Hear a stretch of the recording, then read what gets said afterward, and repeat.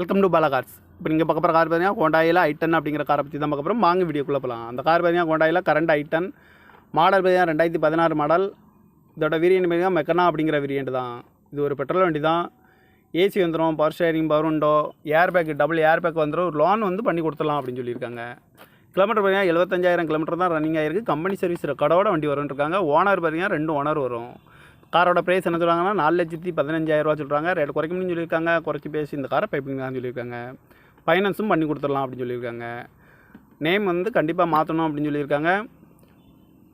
டீலரும் set ஆகாதுன்னு இருக்காங்க. இந்த கார் பார்க்க வேண்டிய இடங்கள்னு பார்த்தீங்கன்னா மாடிப்பாக்கம், சென்னையில் தான் இந்த கார் பார்க்க முடியும். ஏசி வந்துடும், power steering, power window, double air bag வந்துடும்.